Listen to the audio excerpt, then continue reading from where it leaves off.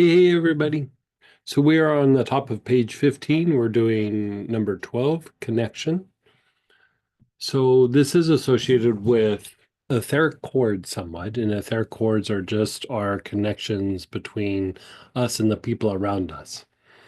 There's good kinds of chords and there's negative kinds of chords. If you've ever had an interaction with somebody and they were so positive, and after they left it was like, man, I feel so much better, like I feel so good about the day or life or whatever it is.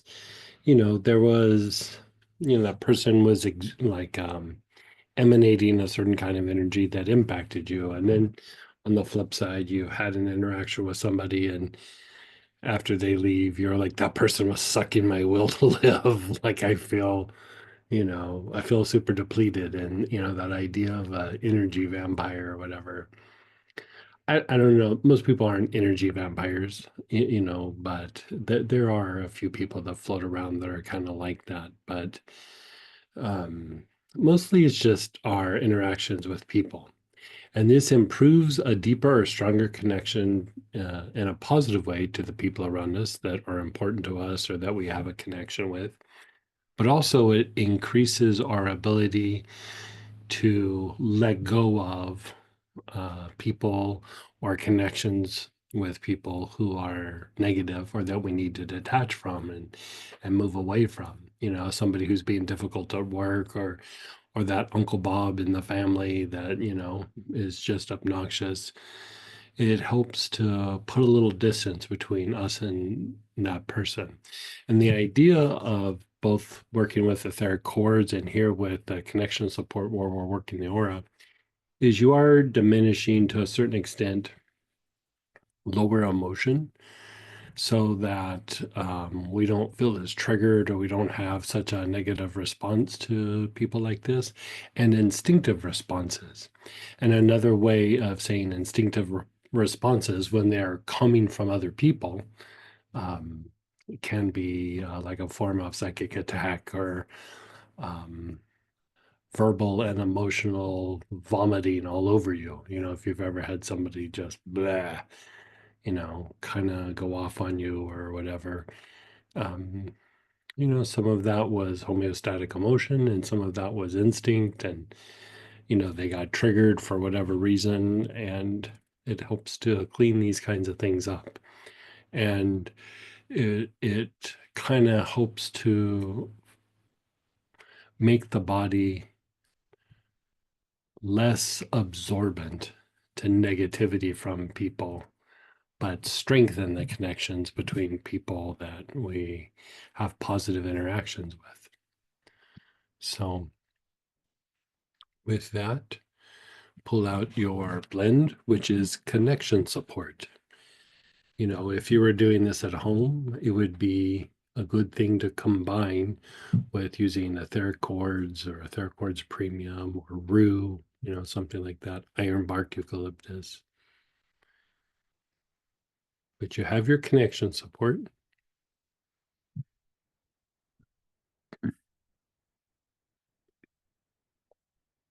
And let's begin inhaling. Your awareness is on the left-hand side of the body, from the left-hand side of the face all the way down to the left outer ankle, whole left side. Nice, long, slow, deep breaths.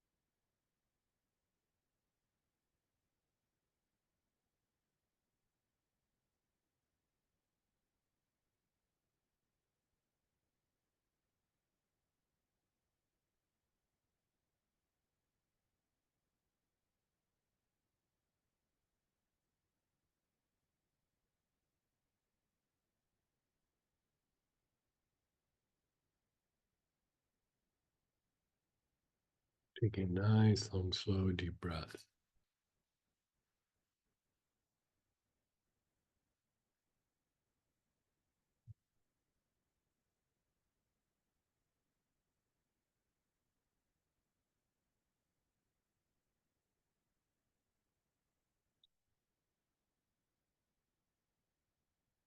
And then the front side of the body, from your face all the way down the body to the tops of the feet, the throat, the chest, the abdomen,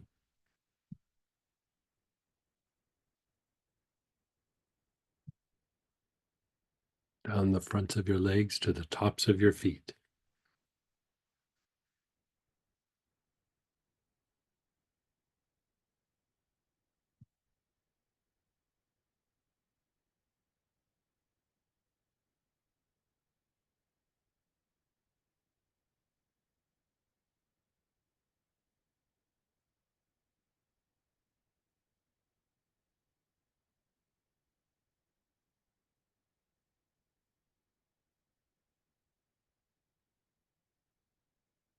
You're inhaling through your nose, you're exhaling through your mouth.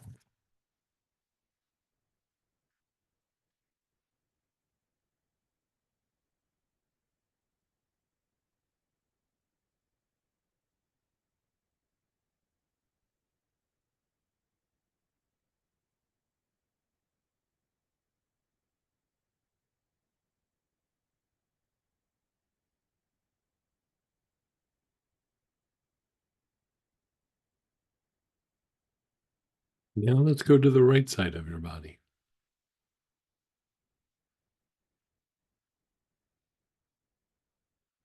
Your whole right side of your face, neck, shoulder, all the way down to the right outer ankle.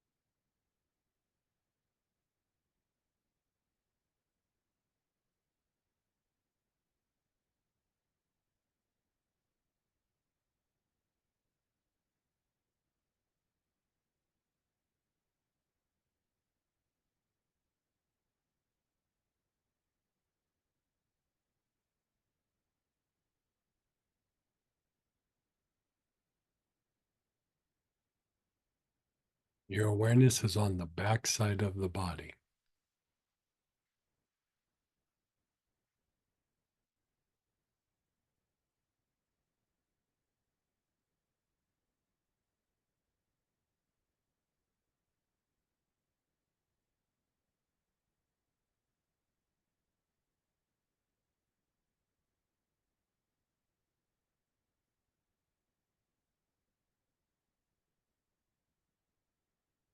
Whole back side. Back of the head, your whole back, your hips, down the backs of the legs to the heels.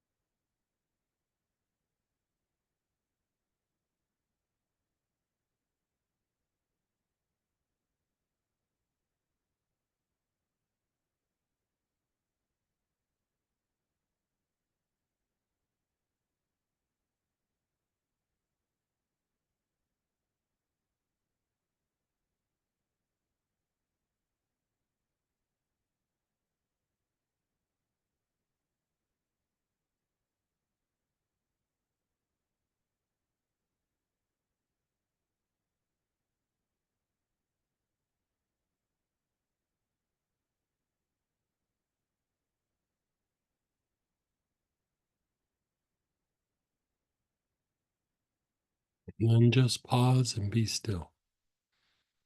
As that's going to feel to you.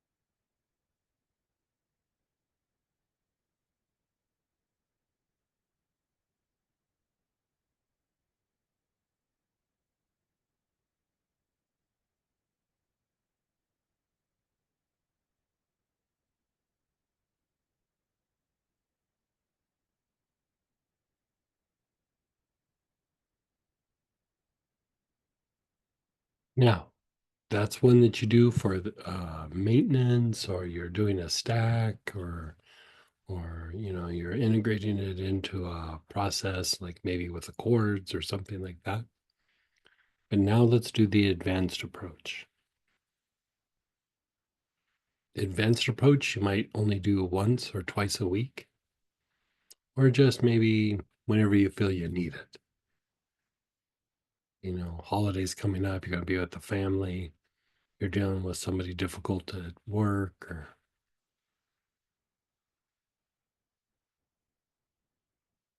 so begin inhaling. Your awareness is on the left side of your body, from the side of your face all the way down to the left outer ankle.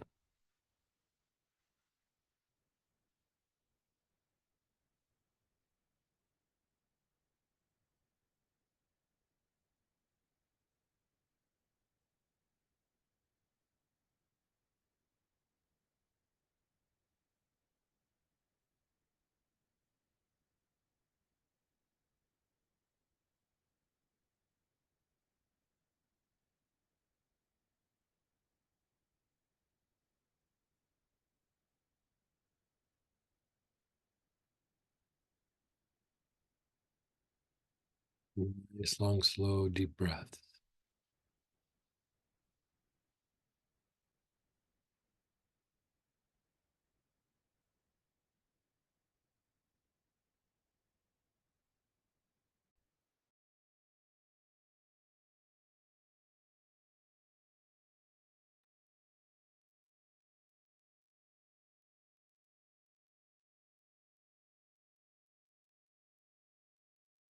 Take a nice, long, slow, deep breaths. You're on the left side of your body.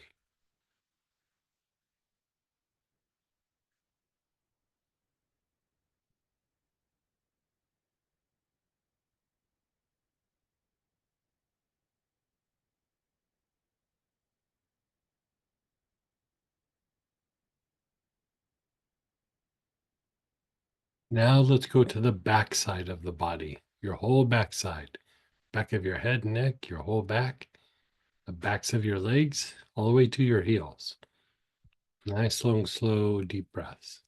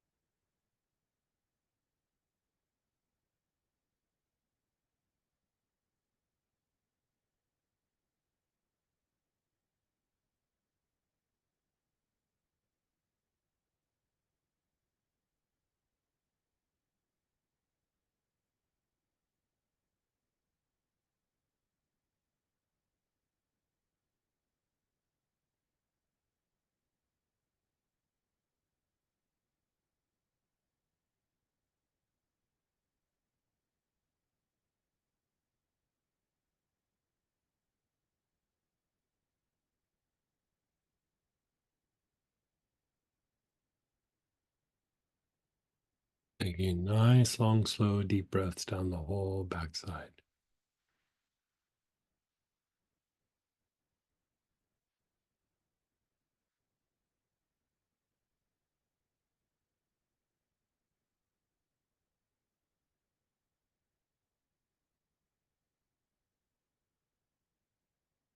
Move your awareness to the right side of your body, the whole right side. Right side of your face, down the whole right side of your body to the right outer ankle.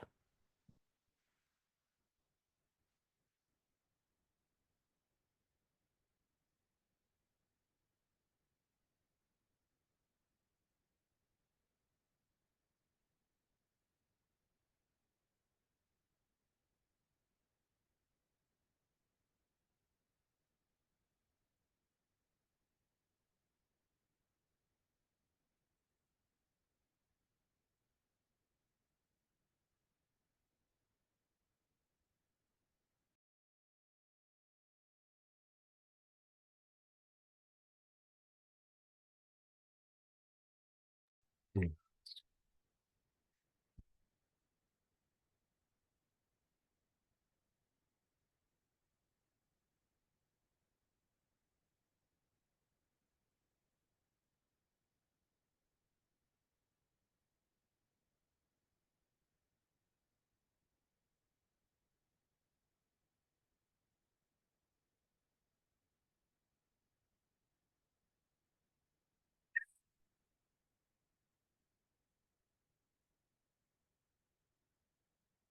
Then the front side of your body, from your face all the way down the front of your body to the tops of your feet.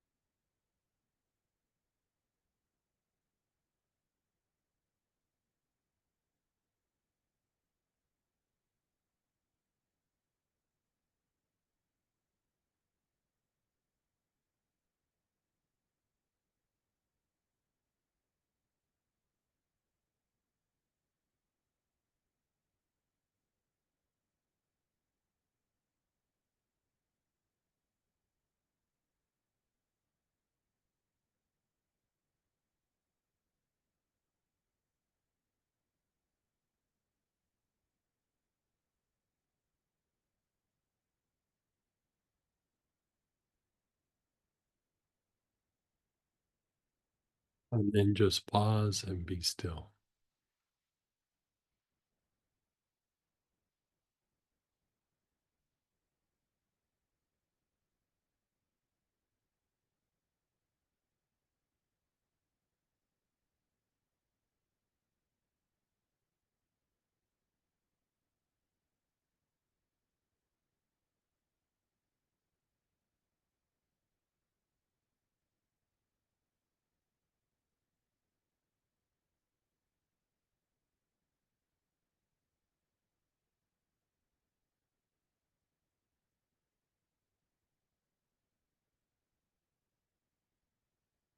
Just being still for a moment.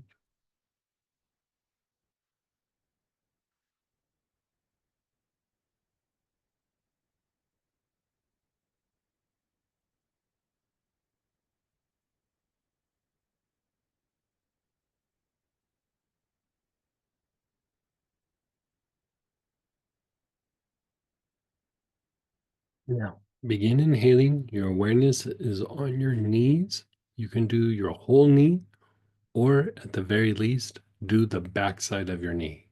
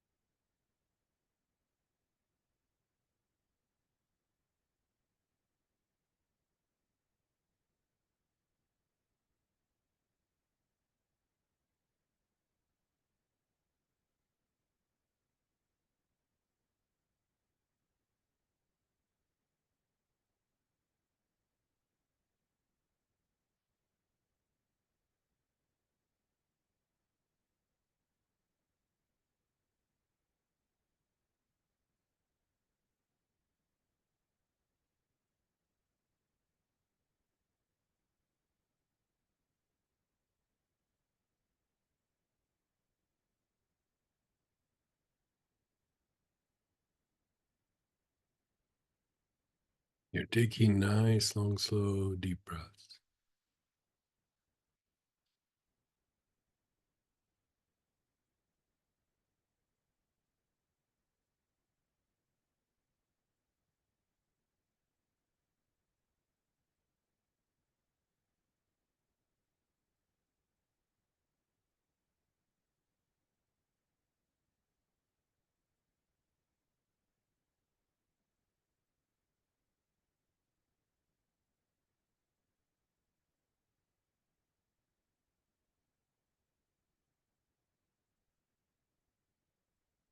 And your awareness is on the ankles.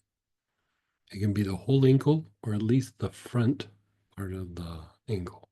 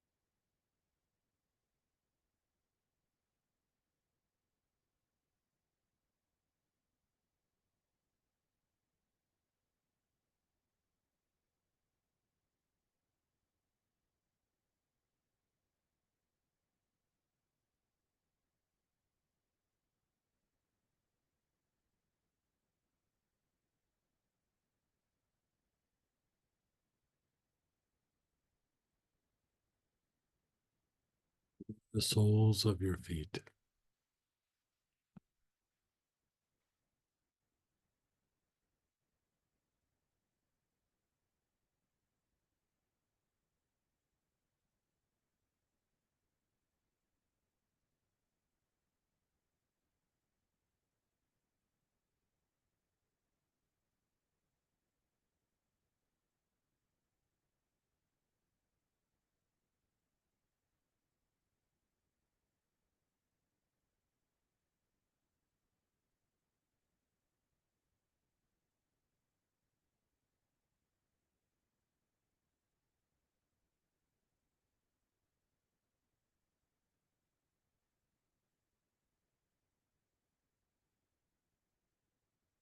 And then just pause and be still.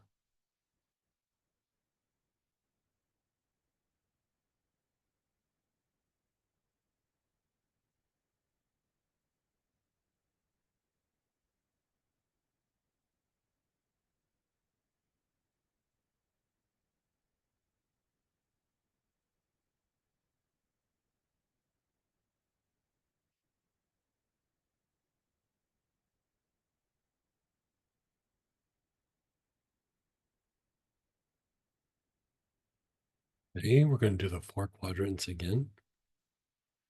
You're inhaling left side of your body, the whole left side.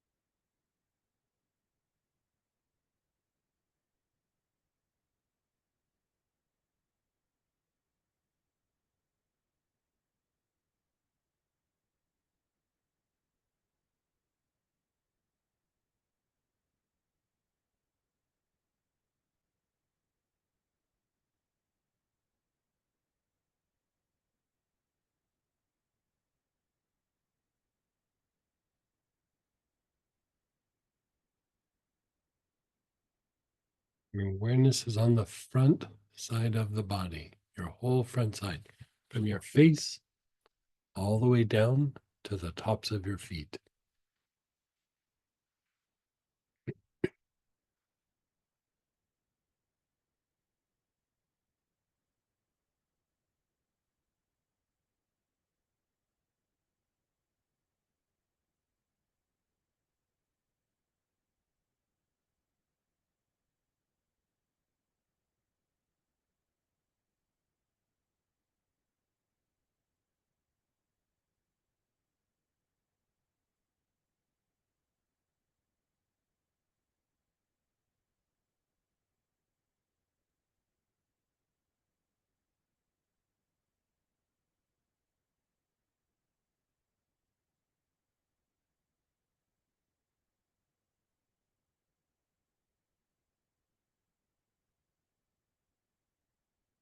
The right side of your body.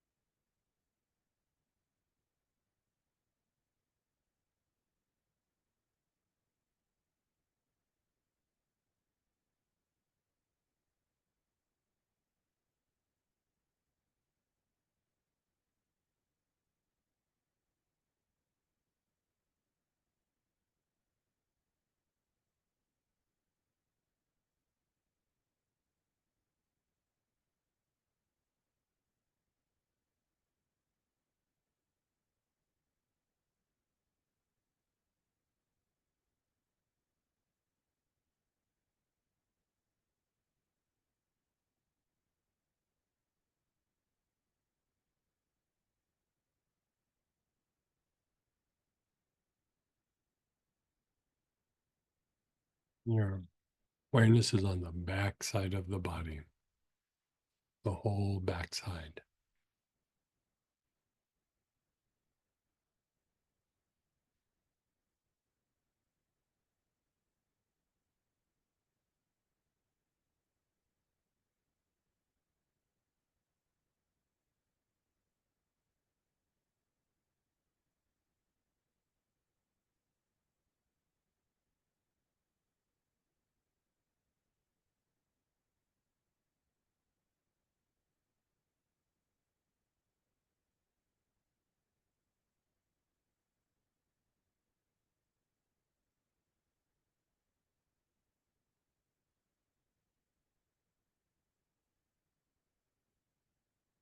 Your awareness is on the back side, back of the head, all the way to your heels. You're taking nice, long, slow, deep breaths.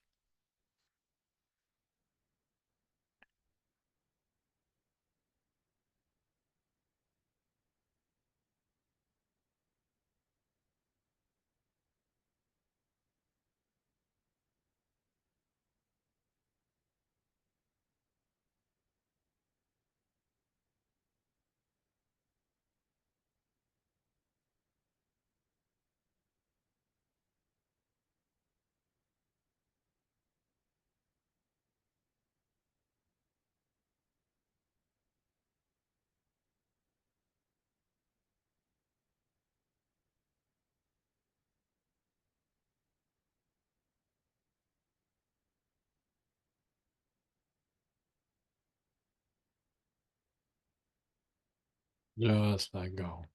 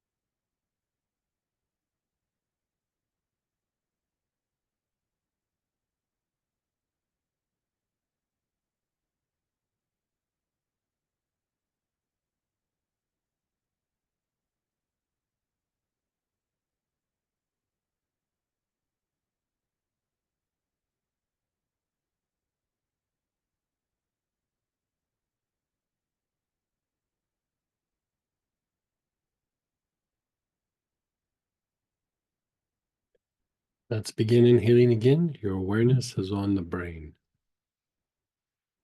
Nice, long, slow, deep breaths with your awareness on the brain.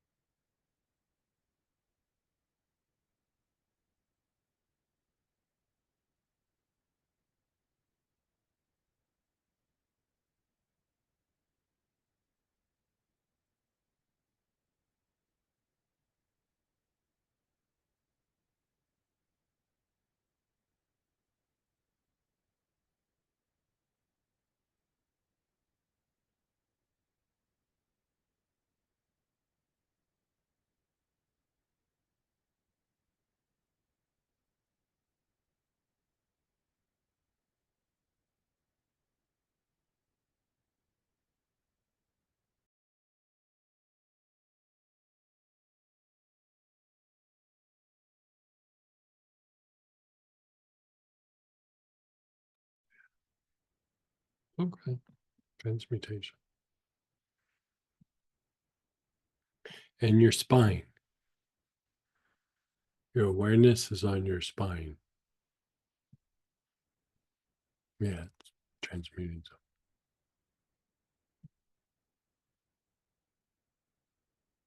It's big for that too. So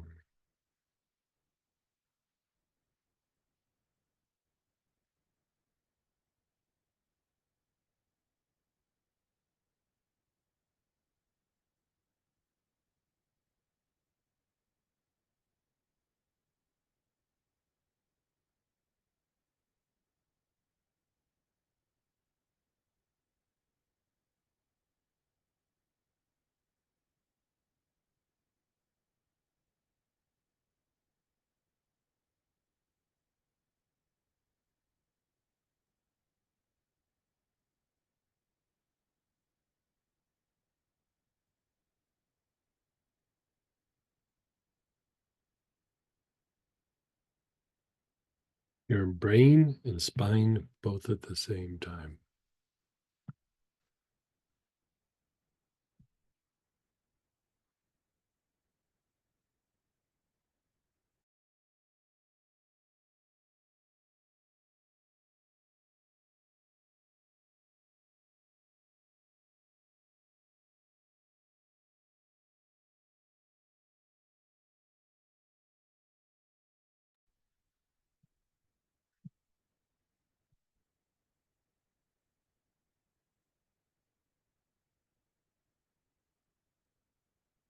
Your awareness is on your brain and spine both at the same time.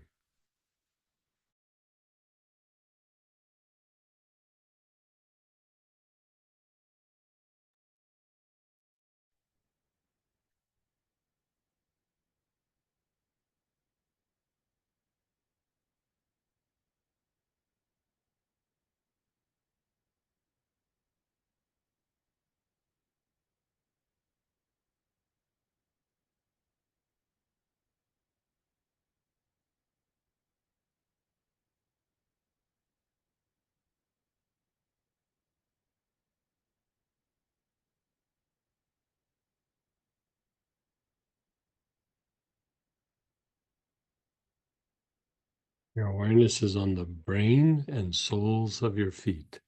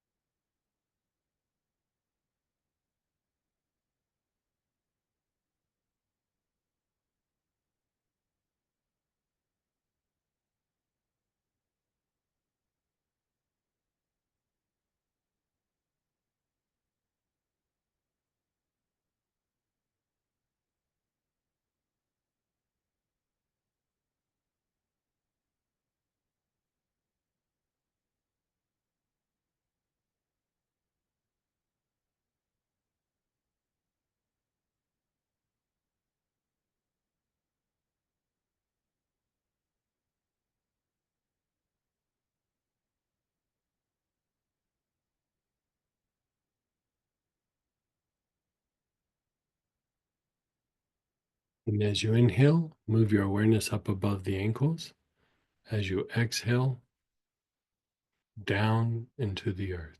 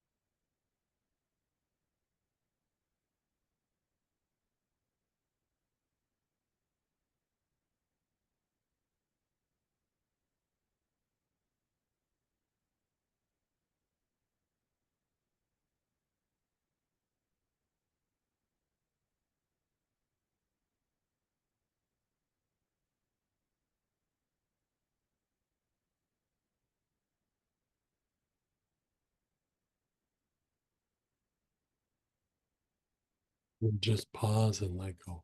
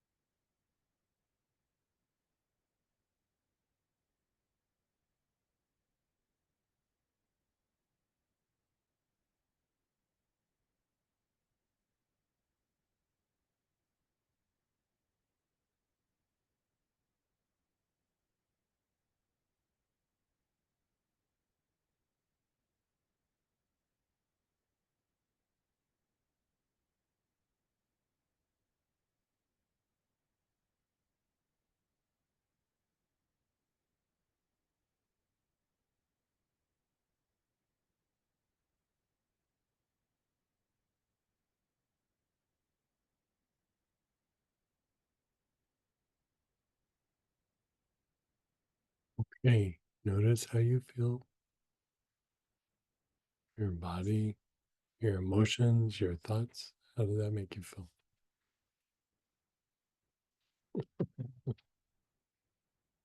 So let's go ahead and unmute ourselves, type in, let's share, ask questions, and process this. And go ahead and fire away.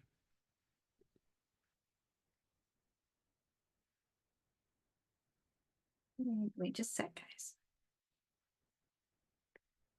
Yeah, go ahead, Robert, then Ralph. Hey, Hey, hey.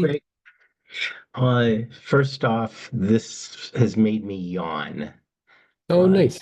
I'd like to go curl up in bed at the moment, but I guess I need to do this a few more times.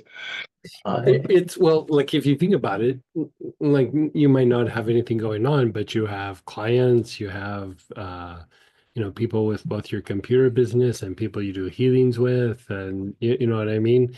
Like, Yes. and it's not necessarily that you have negative interactions or even like there's like, it's not even like that you need to cultivate the super positive. You probably have very good relations with everybody, but still the interaction, there's a little bit of, you know, people are turning to you when they're in need, and like they might have a stressful situation and it's like, I can't wait to call Robert, and you know what I mean? And So that leads perfectly into the question that I'm here for.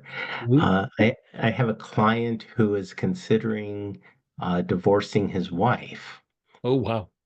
Okay. and uh, would this be something good for him to try? Oh yeah, yeah, yeah, yeah, And yeah. I'm not trying to steer him one way or another. That's his No, life. But in it support would of, either help him prove it, or if he's going to walk away, it's going to help him to let go.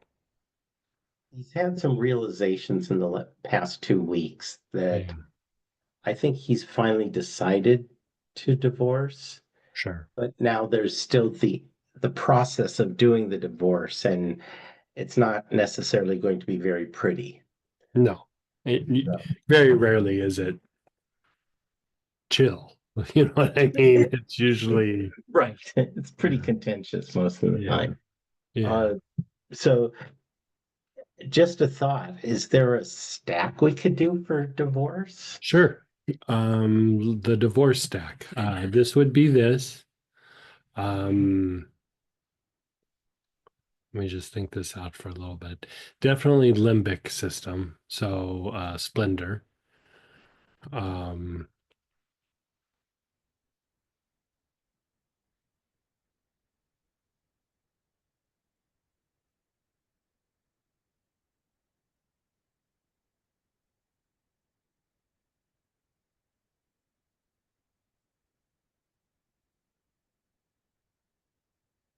Let me look on my list. Hold on.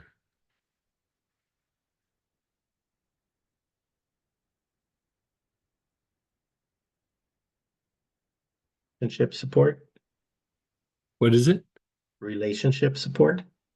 Um, yeah, that actually would be a good one. I just put my hand on it, didn't know what it Yeah, was. yeah. Oh, here we go, list. Yeah, relationship support. The only reason like I hesitate is like it's like kind of the relationship is going to be no more, but I'd still throw it in the mix. Yeah, I You know, think, because it like for that, it's like even if that relationship's going away, he's not gonna go be a monk and live on a mountaintop. He's gonna need to, you know, have, there's the relationship of the friends, there's a future relationship. It would all help to cultivate that. And the other thing, I'd probably do protection. Like we'll probably do more than just four, and then you can make it how.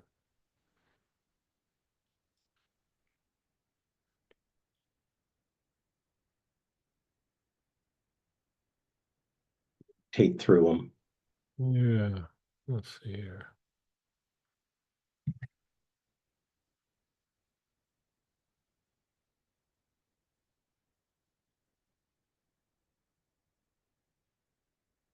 I'd throw the number six, the behavior, and throw that in there as well. Because the issue being that, he might be in a good place, but the partner is not. And then, like sometimes when you start to get in an argument, you start to take on some of the tendencies of the other person. Like they get nasty, and at first you're like, I'm gonna take the high road, and a little bit of time goes by, you're right in the gutter with them. That Yeah. this It- one would also help that as well, because really that's chords. Like if you can maintain the chords, that is much less likely to happen.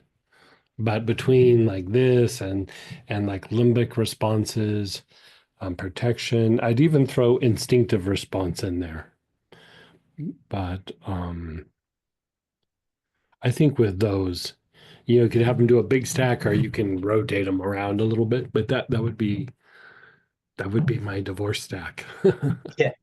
Yeah, And part of my yawning was as soon as we started doing the oil, I could feel that this client needed it. yeah, And I was trying to stay working on me, not on them, as I was, going right, through this. right, Uh, So I was torn in my own right, existence of what to do. Do I take care of me or take care of them? And right. so, uh, So I'd throw one more in there, okay. prosperity, and the reason being that of course you want to come out and do as good as you can, and you want to be fair, but I've seen people spend $200,000 fighting over $50,000. Yes. You know what I mean? Like there's some points where you got to go, okay, yes, we're fighting, but this is ridiculous. I'm not gonna spend all the money just to win or just to punish. And he's probably not there now, but give it 3 or 4 But months. You know what I yeah. mean? Yeah, Like anything's let those possible between them. papers get filed, and like, a couple months into it, uh, Right. they're fighting over some dish that grandma gave you, and Yes. yeah, you know what I mean? Like Yeah. I would not put it past the two of them. it's I mean, one of the worst ones I ever saw was something like that was, I talk about like all the psychologists I used to work with. There was two of them that were married and they got a divorce. And oh man, they were brutal with each other. Brutal. And spent way more money trying to win than what they were fighting over. Way, way, way more money. Yeah. I don't know what's going to happen. I don't know Yeah. what they're going to do, but I want to Yeah, I give mean, always them hope for the some support. best, and you know, you know, things happen, and but still trying to help them just be as clear-headed as possible. And yeah, Thank you very much. you're so welcome. Keep me posted. I'm glad to help that in there any way I can. Okay, thanks. You're welcome. And then go ahead, Ralph, and then we have some shares and questions. Hey, Ralph. Hey, Greg. I'm going in for surgery next Monday afternoon on my face. Hmm. Which oil should I be prepping with before I go in? I would just probably do galbanum. Yeah, Okay. yeah, Okay. yeah. I mean, you've been putting things all together for a while, just like some galbanum and some black cumin internal. Okay. Yeah. Both of them internal? You can do galbanum either topical on the wrist or internal, but Okay. definitely a black cumin internal. Okay. Very good. Thank you. Okay, you're so welcome. And then we do have some art programming chat and questions. Yeah. But for you guys who want to go ahead and just raise your hand for the regular Q&A, you can go ahead and do that now, but we'll keep going with the art programming here. So we have, how would I choose between doing this one or relationship support? I mean, if you're having a hard time, I'd do them both. Like, this is just about the connection, like being the chords, the energy that goes back and forth between you and the person. And relationship support is about developing a deeper relationship with the person. So, um, relationship support would be more of like connecting with somebody mentally, emotionally, things like that. This is about managing the chords and the connection. And so, even though relationship supports has the ability to connect, they are a bit different. Connection is not just a blanket term. There's different kinds of connection. Yeah. Did I hear that connection support blend is the same as etheric chords? No, it's not. No. No, you could use them together, but the connection support is for the aura.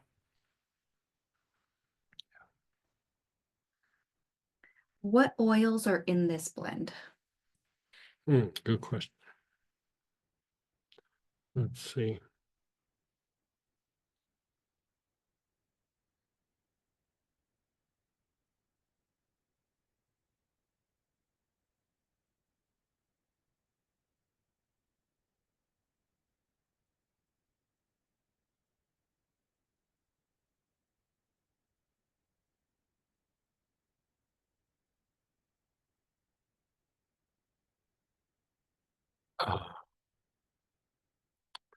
Ambrit, galbanum, frankincense, benzoin, and there's an oil called gymnocephalum.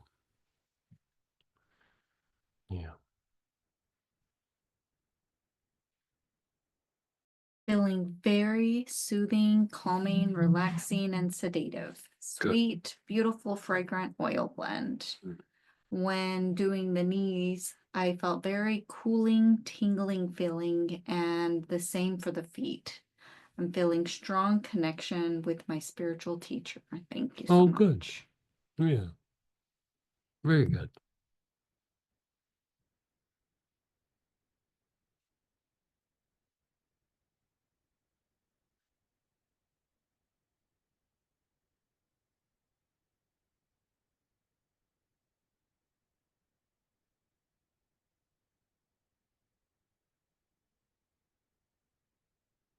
All right, and that does complete our week 12 with connection. And then next week is week 13. Your oil is going to be ANS support, and it is the digestive system. Nice. So join us for that. And with that, we'll go ahead and say have a great night and go to our regular Q&A. So start us off, Priya, then Lali. Hey, Priya. Hello, thank you for this practice. My pleasure. How did you do? It was good. It was, yeah, it was nice. Good. My question Hmm. is about the sword. Firstly, thank you so much for the Q&As. I was listening to a session yesterday, and I felt like most of the questions that are asked, sometimes I have similar questions, but not the Sure. right Yeah, yeah, words. yeah. And I was like, oh my God, it felt like attending a class. Right. So thank you for that. With the sword, you were discussing something, obviously body awareness was a part of it, and you'd given a really nice explanation around it, why and how much it can help putting the awareness on the body and body expansion, which I'm really trying to work on. Mhm. Um, I mean, to take it like I can't remember what I said that last time, but to take it even a little bit further, like we talk about,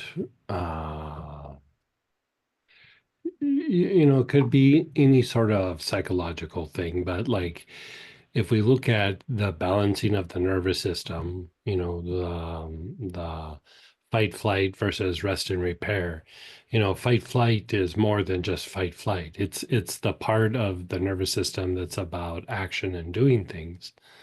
And so it's fight, flight, freeze, and then there's a thing called fawn, you know.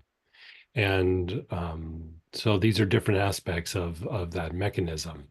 And they're really, when we think of trauma, we think of it being in the emotional body and the mental body, but a lot of it's in the nervous system.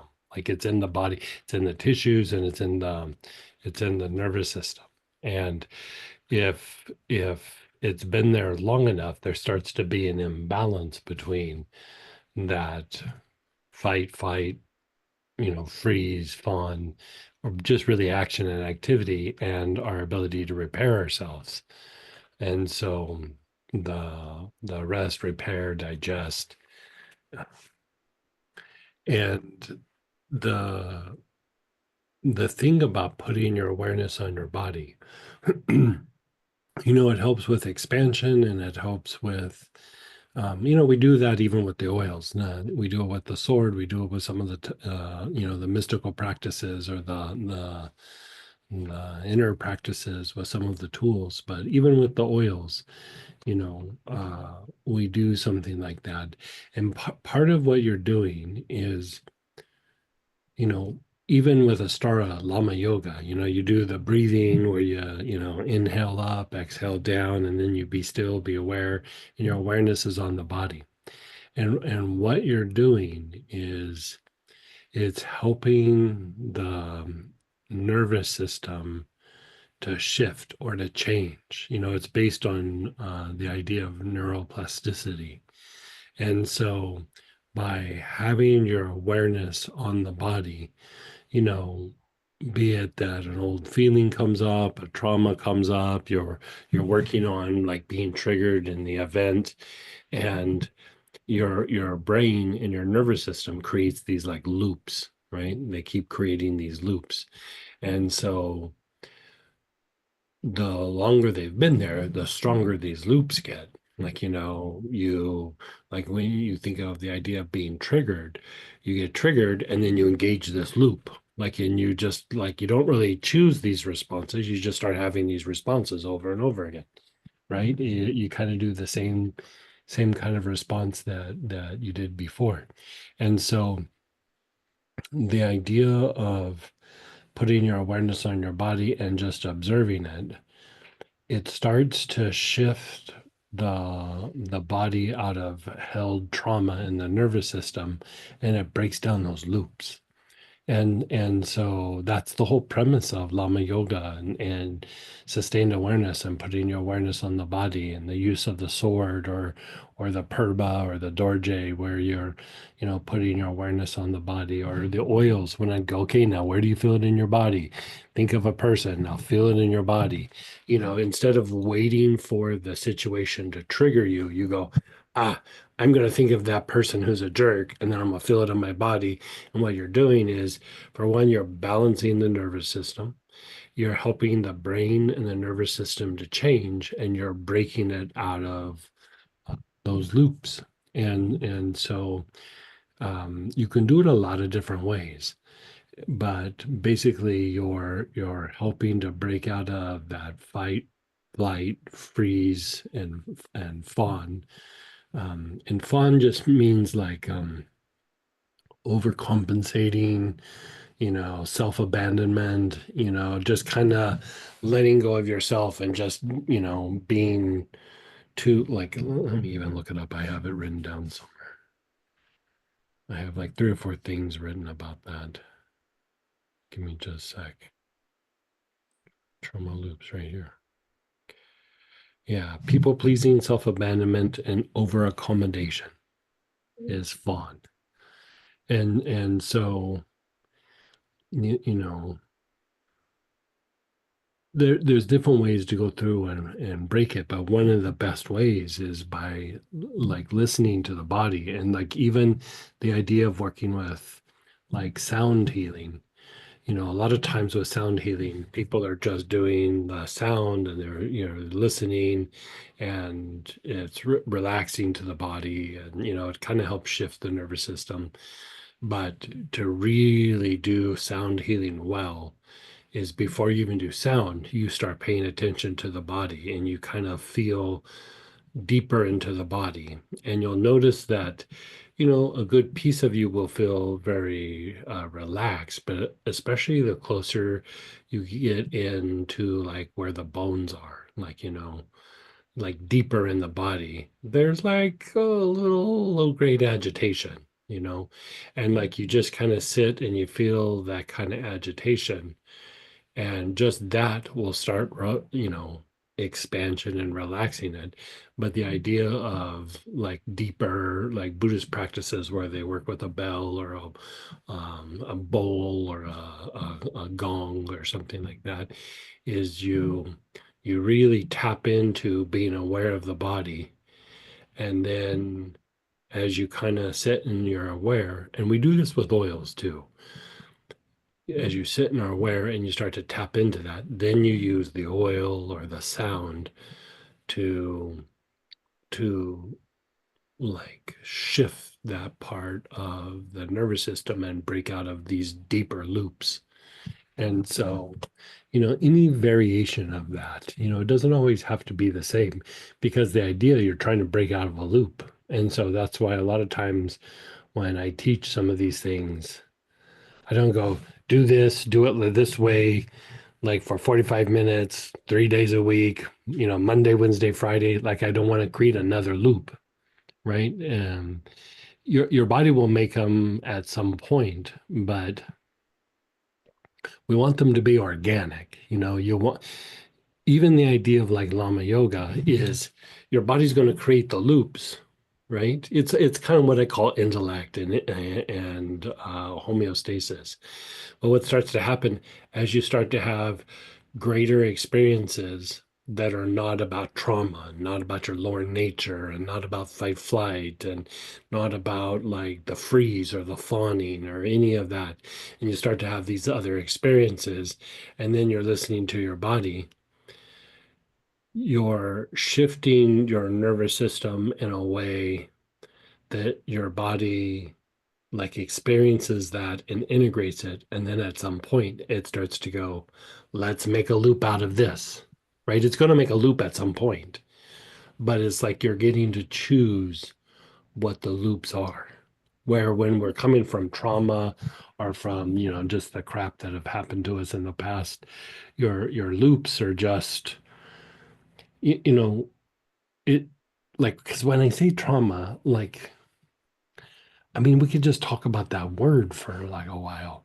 And most times people think of the event that happened, but really, like trauma in the nervous system isn't about the event. It's what you had to do to get through it.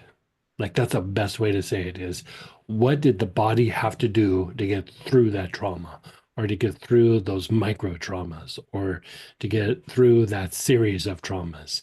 And yes, there was things that were traumatic, but the body had to cope and manage and get through these situations for, for survival and to be able to thrive. And at some point, these loops got created that then over a period of time, you have a hard time breaking out of those loops. And we all got them. It's just that some of us have had more difficult things, like, when we were young or when we were at work, or, you had a jerk that was a boss, or, whatever it was. We all got them, but, you know, the more that we are able to refine and create these like kind of higher loops, that when we start to re-experience some of these things, that would have triggered us, so many years ago or even 6 months ago, your reactions keep becoming more and more different. Like, oh, I would have been upset, or I would have cried, or I would have gotten angry, or I would have ran away, or I would have avoided, or, and now you're just like, you know, maybe there was a little bit of an annoyance, but, you know, Yeah. Thank you for that explanation, actually. yeah, And that's why I like revisiting um, these these discussions also, because I feel like sometimes it's not easy to take everything in the one discussion. And yeah. Oh, like even this idea, like, we could probably spend a day talking about it. Like a whole Saturday or something where we just chatted about it. But like doing that, because in the early days I did think about doing that, but it becomes too hypothetical. And then we start getting too wound up in the details and the pieces of information, and the best thing to do is to practice it and talk about it after the fact, because then you have direct experience, and now you can like really personalize it, and you have a reference and you know what it means, and because I was just talking about this with another therapist today, and back in the early days I would train different practitioners, and we'd have these with the patient, we'd have these amazing sessions that the person had like some big breakthrough, or we made some big progress or something, and we'd make notes and do whatever, and I'd always follow it up with, but how did we fall short? Because it's never completely perfect. If you look at it from the point of view of intuition, there's a movement, but there's still going to be more movement. So the more movement is the next obstacle, or the next piece, or the next thing that arises, or the thing that still got left untouched. And, everything in our lives is a process, but from the point of view of the intellect, we think about it as a thing. And we're like, yeah, I'm going to do this, I'm going to release this, and then it's all going to be perfect, and I get to just do whatever. That's not accurate, and the idea of symptom-oriented treatments really kind of reinforces that. Where if you look at what healing is a process, and spirituality is a process. Emotions are a process. And if you're doing thoughts properly, it's a process, because, again, I was just having this conversation with somebody, and, you know,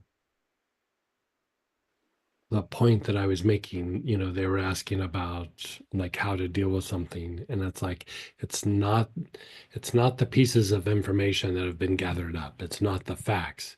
It's how you think about the situation. That's the issue. That's always the issue. It's not like, well, they did this and they did that, and I did this and I did that. That's fine, but it's still about how you think about it. And if you think of karma, you know, if you think of karma, I would say karma is so incredibly misunderstood. It is so misunderstood. One of the quickest ways of diminishing karma is to learn the lesson, right? To learn the lesson. So, that's most spiritual teachers say some version of that, right? So then we take it and we personalize it and we go, oh, this situation, this person did this. I'm having difficulty with that. I need to learn the lesson here. I need to learn the lesson there. Those aren't the lessons. Like, we get a piece of information, and this is why intellect is so difficult. We assume, like, okay, I know these pieces of information. This is what it is. The lessons have very little or nothing to do with the incidents themselves. It really doesn't. The lessons are about different ways of thinking. Like, yeah, things happen, but how do we think about them? The lesson is about how do I think about things? How do I think about fear? How do I think about trauma? How do I think about when people are being aggressive to me or psychic attack? How do I think about stress? How do I think about having an open heart? It's not just about stimulating the heart. It's a stream of consciousness that there's different kinds of consciousness that we need to learn how to do. And when you say learn, it is a process. It's the intuitive process. But the intellect gets so stuck on things, like on the reasons or the ideas or the things we need to do or to make sense out of what happened and like what do I need to do to erase this? And Yeah. it's not about those details. It really isn't. It's about how to think. It's like, how do you think when you're in a bad neighborhood? How do you think when you're in a good neighborhood? You know what I mean? Like, you still gotta survive. Just because you're in a bad neighborhood, you don't pick up a gun and start robbing liquor stores. You behave a particular way, even though there might be a lot of threats being directed at you. And then you get into a different situation. How do I think in this situation? Do I demonize other people? Do I blame other people? Do I get aggressive to other people? And it's that idea, like if you really boil it down, I've said this before, is to not become a monster to do, to deal with the monster. Like, you don't want to get pulled into these lower ways of thinking or other people's loops and become something that you're really not. But the gravity of the situations can really pull you in. And so, how do we think in these situations when they arise?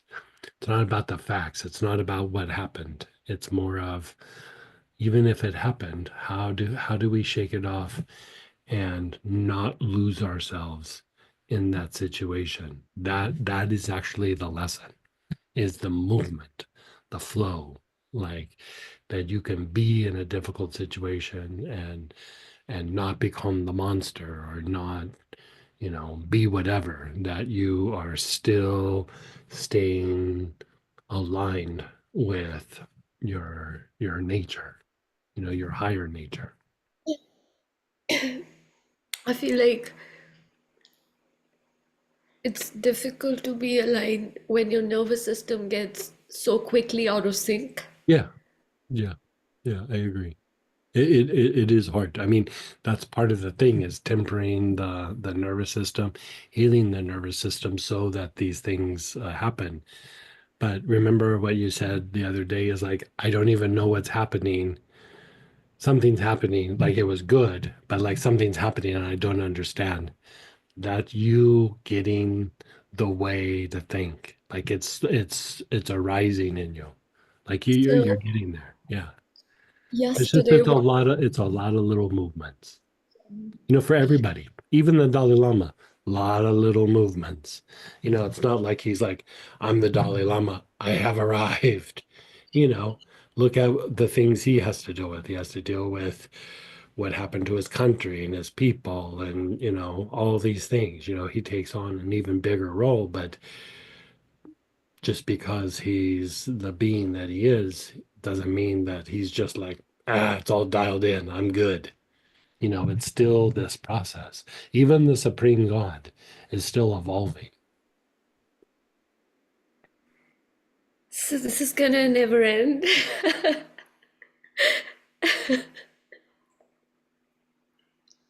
I think there comes a place to where,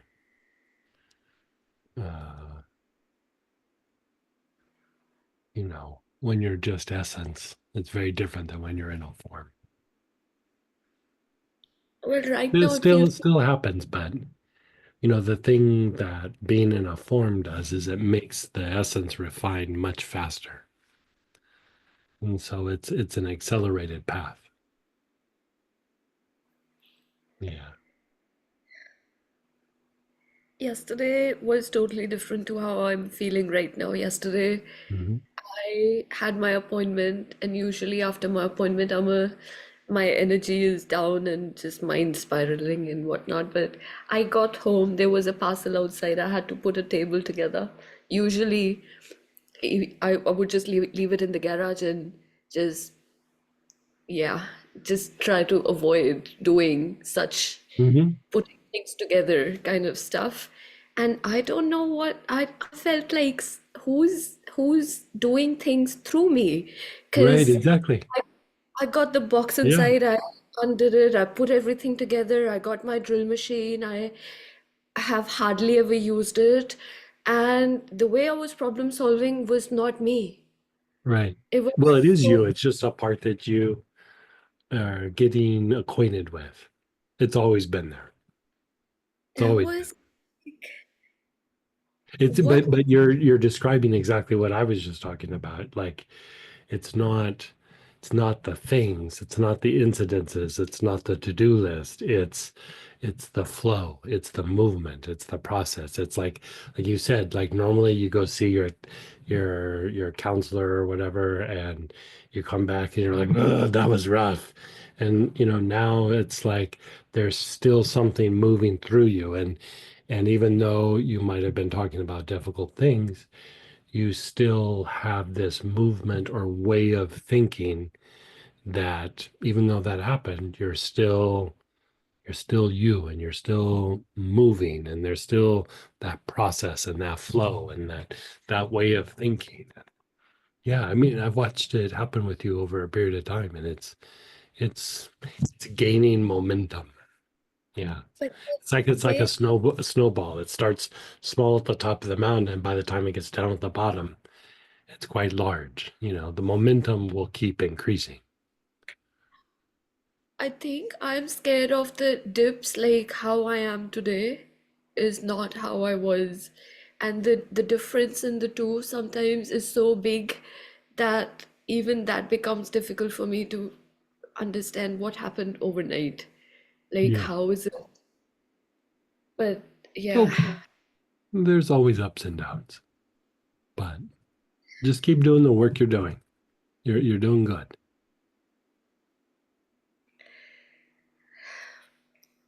the sword question was that when we face the sword outside, like we're poking the purva, do we have to close the session facing the sword downwards?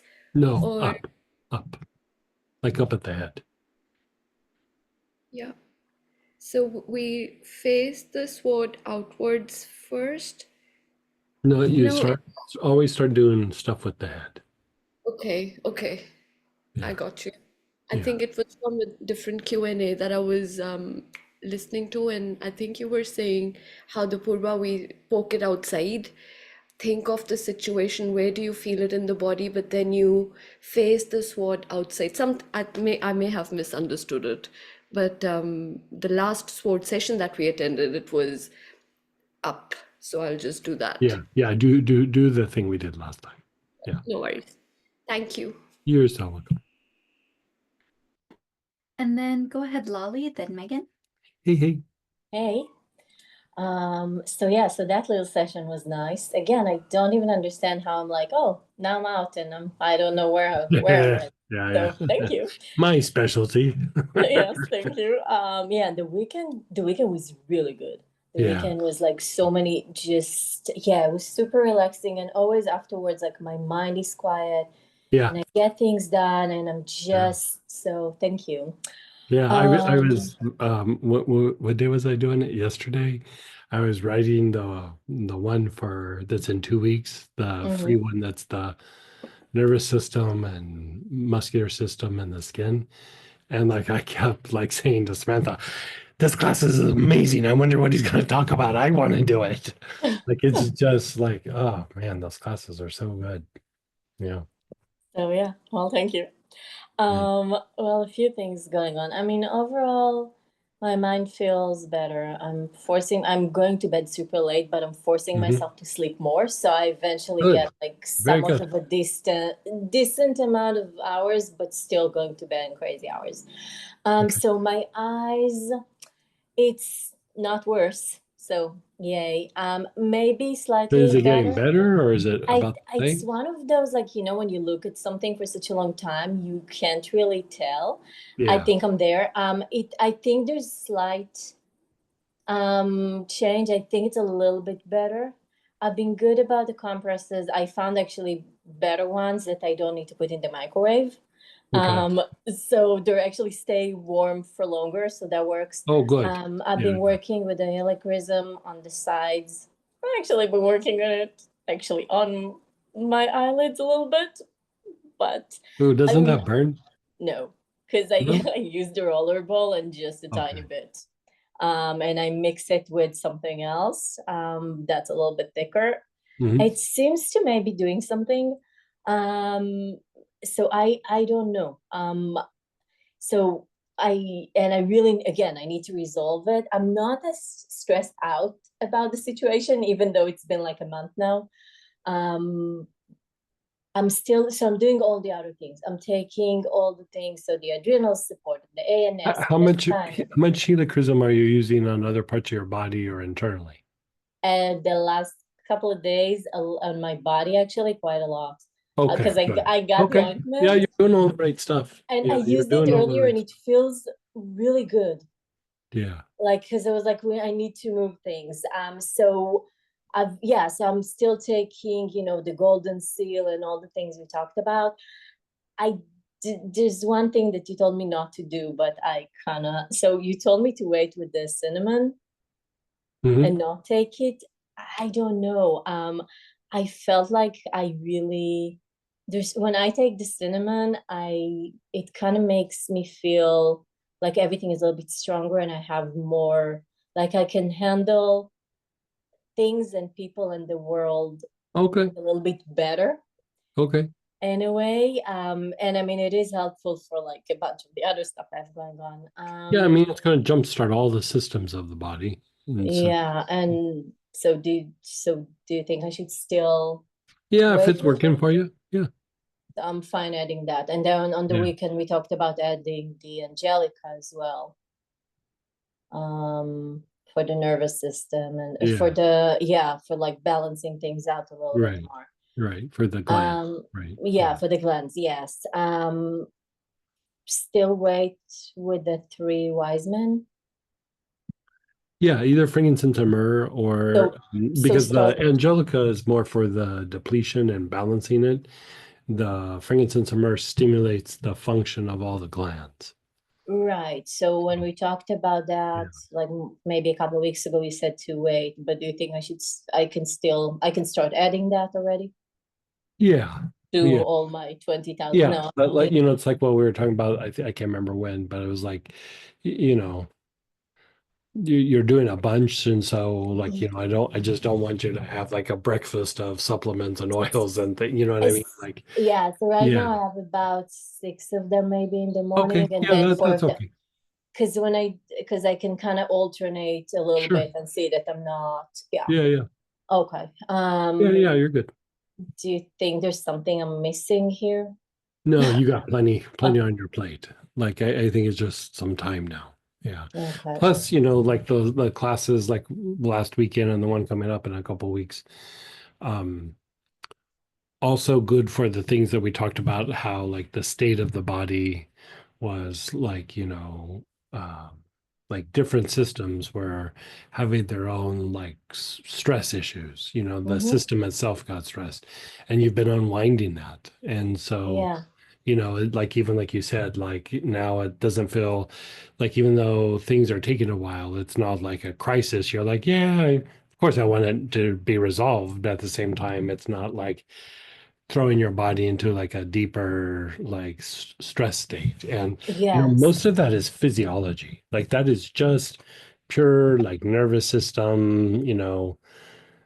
Each of the systems have their little thing that they do, but I mean, you know, it's really amazing when we go through and we treat like the different systems of the body like that, and you realize like, oh, because we think of like holding tension in the body, like in the shoulders or in the back or in the muscular system or whatever. But each system holds this weird like tension and stress that, you just don't even really think about or realize until it's gone. And then you're like, holy crap, that was a big deal.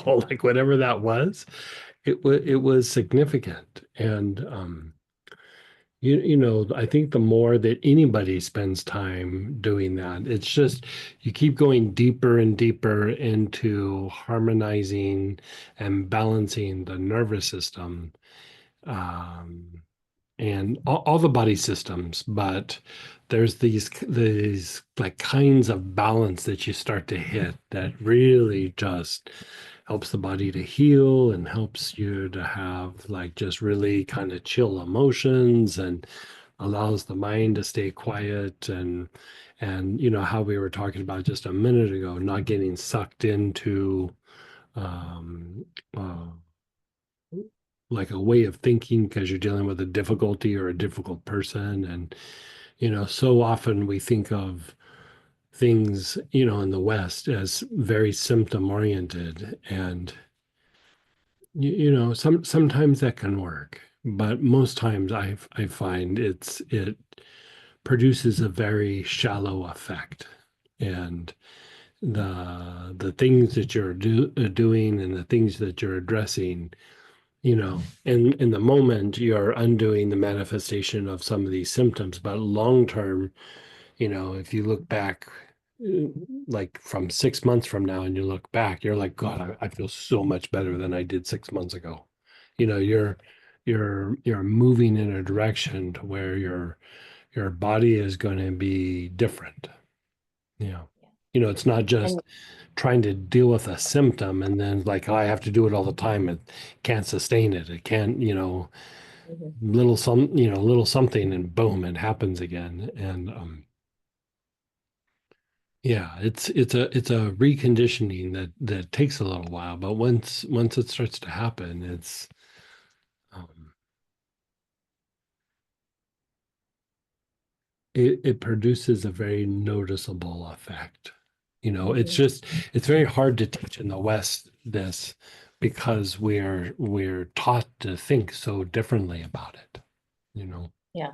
But And yeah, and it does make a huge difference when I'm not stressing out even yeah, about the yeah, oh symptoms. yeah, Yeah. yeah, So I yeah. mean, this thing I mean, goes I with can hear it even in your voice and your cadence and the way yeah. you talk, and even how you breathe in the way you talk. I can Hmm. hear all of that, like you're making progress. You could tell me like no pieces of information, and I can hear you're making progress. Okay, good. So that's Yeah, yeah. yeah, Thank you. yeah. And then a couple of other things. So again, going back to some symptoms. So, my lower back situation. So every Hmm. now and then it happened this morning. So I woke Hmm. up with a back pain, right side, lower back, which is I don't understand why all of a sudden, because I always sleep the same. But the weird thing is, and I put some arnica complex, and then, maybe half an hour later, I even forgot. It's fine. It's back to like, okay. But the weird thing is that I woke up, it was really painful. And there's also something, again, it happened before. There's like a red mark on that area. and I didn't hit the place. I did. So it's a red mark, like maybe 3 inches size or so, like kind of round. Now it's completely gone. So and I don't understand. Yeah, sometimes those things can happen with the imbalance still in the sympathetic nervous system. But it wasn't happening before. No, I've had that happening a few times actually, but it hasn't happened in a little But bit like a year ago, did that used to happen? Oh, I don't I don't remember. Maybe Mm. I didn't, but I'm not sure actually. I do know that in the last few months at least, it's something that happened, and it's different than even still having, the itching feeling every now and Mhm. then. That's one thing. Then this situation, this redness, it doesn't even look like a rash. It looks like a red spot. Like you would say, like it's a light burn, or you would say it doesn't even look like a bruise because, well, I didn't bruise it.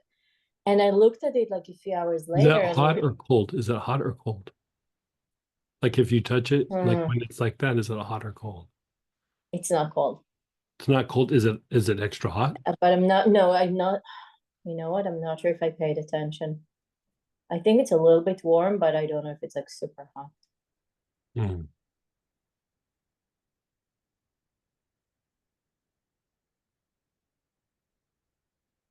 And I had days that I woke up with some kind of redness like that And it's without the pain. upper, middle, lower back. It's your low back. Lower back right side. Try putting some of the helichrysum or helichrysum or marjoram or something on the lumbar spine.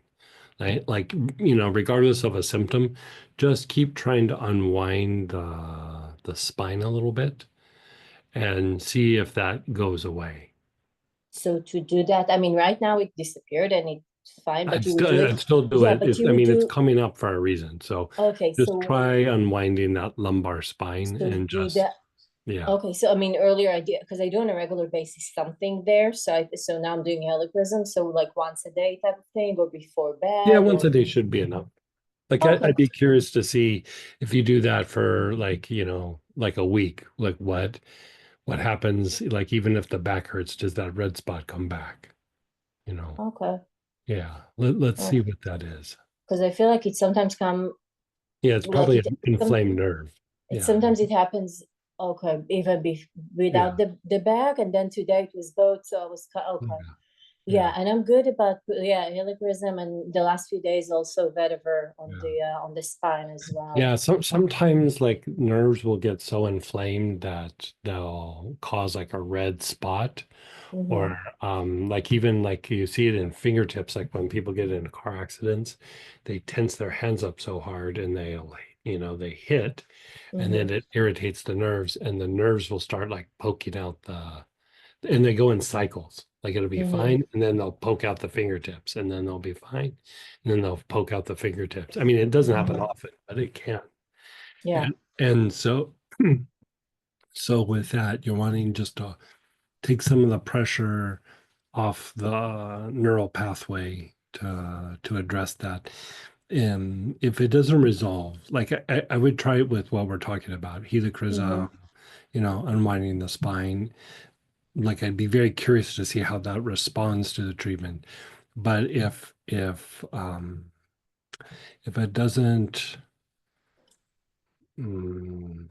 if it doesn't get better, we might have you do something like neuropathic pain, or I'd have to look at the blend, something that has a decent amount of clove in it.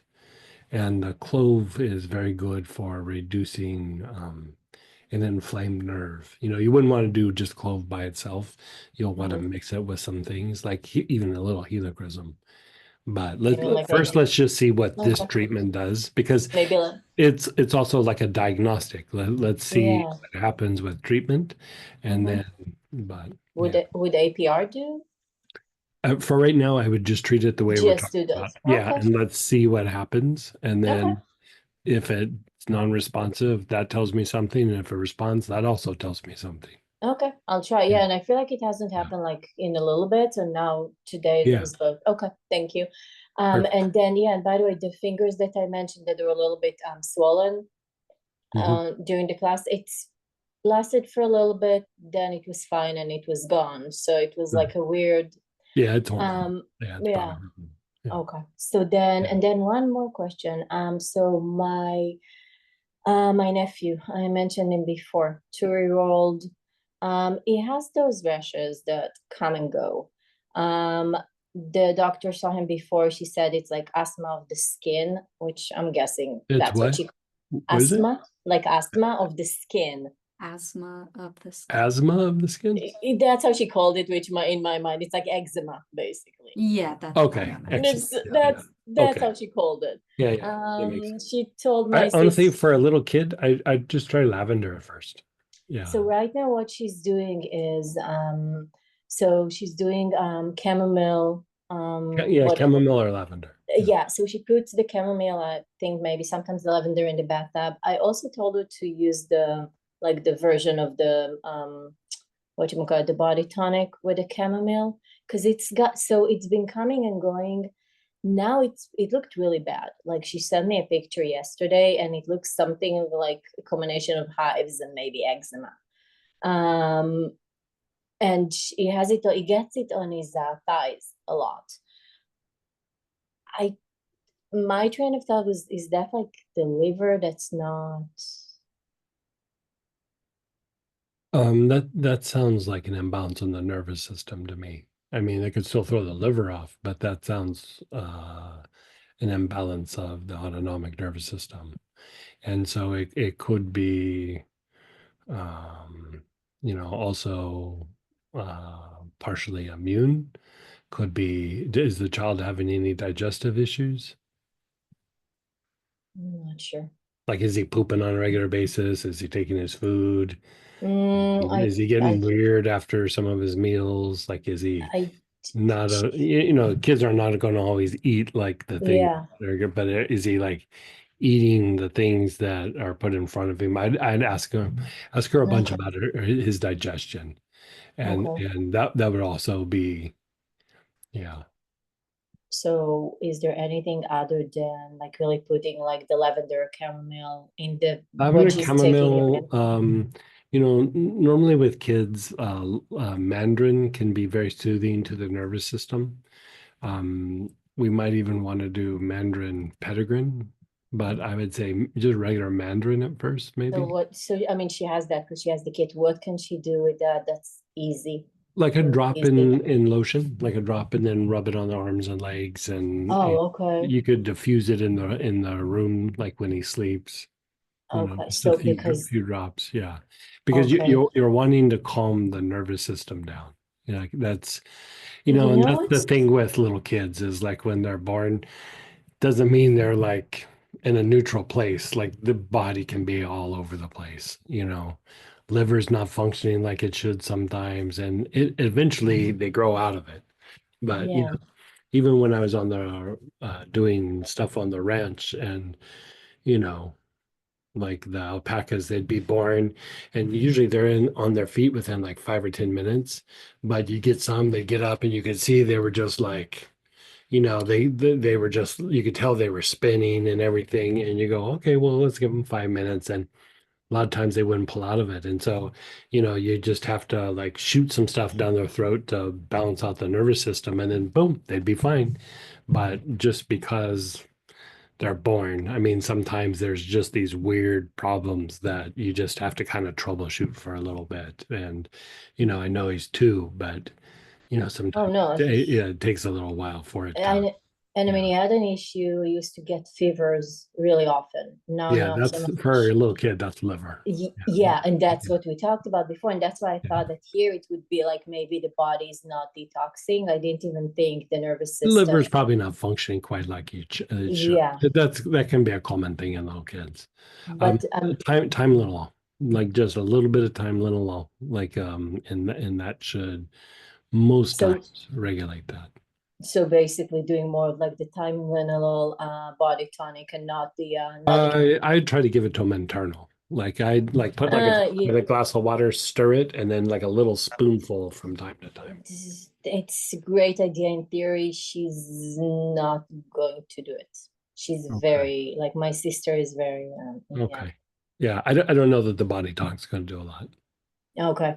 Yeah. But then the Mandarin for the nervous system. And it's Mhm. interesting, I didn't like even like now that I think about it, because I think it's been a little bit like she was treating it with something and now it got worse. And I'm thinking Yeah. maybe picking Yeah. up on the stress, the collective stress, because things Yeah. got Yeah. worse Yeah. over there.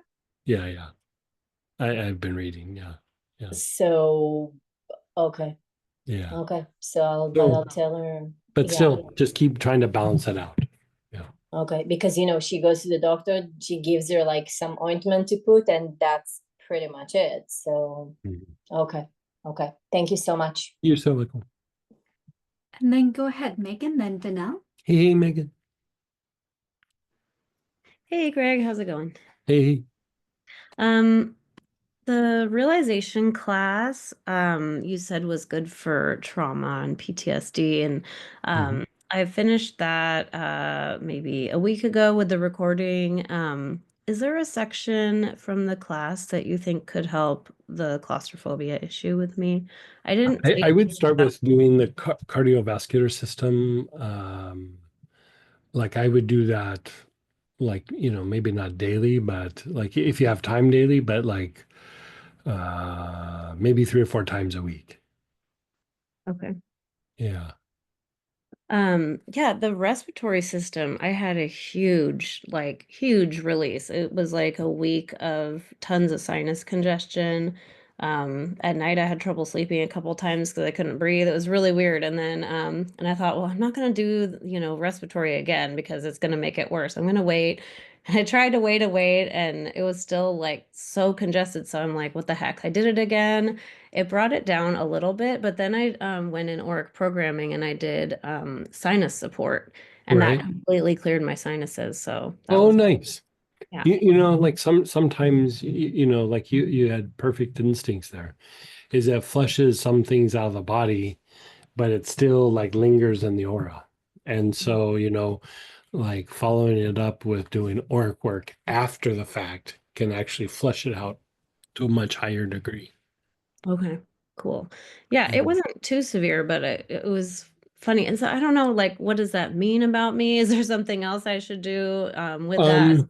Repeating. I mean, it, it could mean that there's like a vagal tone issue in that particular area. It could be that there's some trauma that's like it's not the event, it's kind of like what I was saying before, like it's stuck in the nervous system, or the nervous system has a loop and you're trying to like pop it out, and the body is having a hard time letting go of that loop. Like it's like it's not just that we have a loop, is that there's parts of our body that will like defend the loop.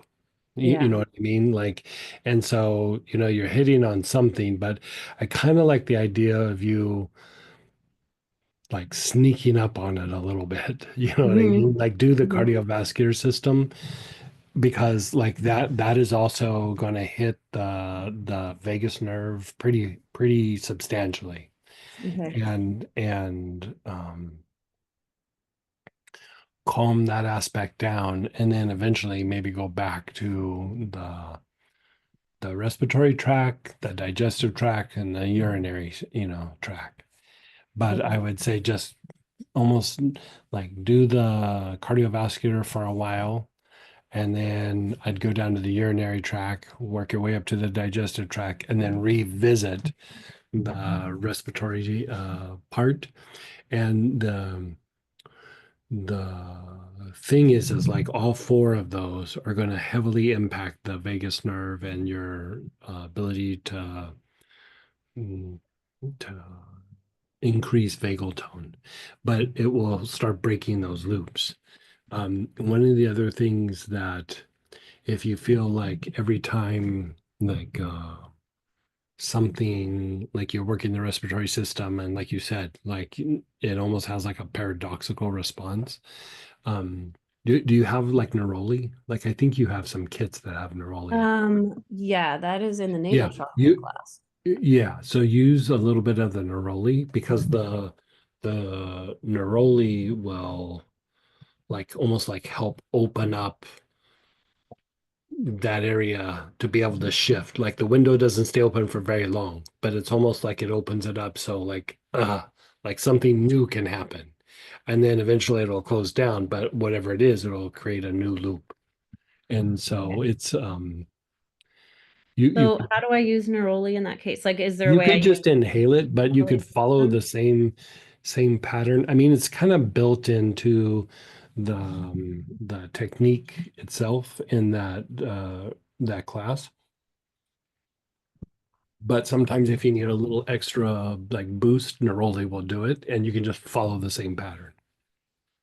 So each body system, there's 5 or 6 patterns. Do I do the whole thing? All the patterns with The neroli? one that's just like whatever Oh, is the the main. Okay, pattern for the system itself. okay, got it. Yeah, yeah. Okay. It's so hard to tell what I need to do, like, because like I just don't usually have any symptoms. Like I don't really feel a big like energy shift or release most of the time. And so I like cardiovascular makes logical sense because I know that can connect with anxiety and stuff. But I'm like, I Mhm. never would have guessed that. And I don't know how to figure this out for myself.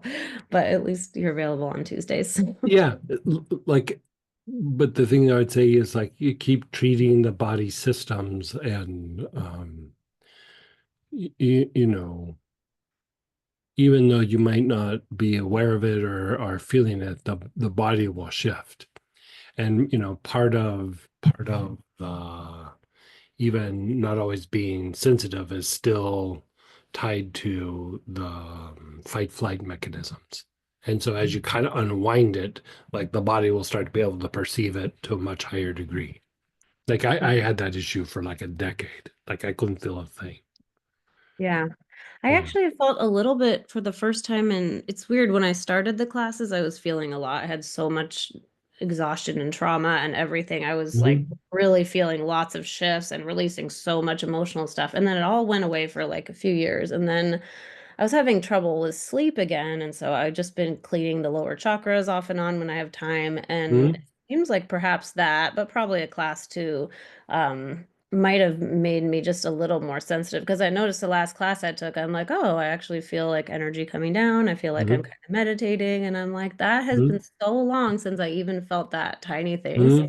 okay, Mhm. something is shifting and I'm on the right track Mhm. somewhere or another. And I finally just went and just did the old sleep class, the really old one, and I Oh just yeah. calmed out and I slept great. And I Yeah, was good. guess I Yeah, should have yeah. just gotten that booklet out and just done, the same old thing Yeah. that worked the other time I had I insomnia. know. Yeah, the old school ones. Yeah. Yeah, there's just some, I don't know which one it was. I'm like, I don't have time to experiment and see which thing worked. I'm just Yeah. doing half the booklet so I can rest. So I don't know what the thing was, but something worked. So Yeah. thank you for that. All You're right. so Thank you so much. okay.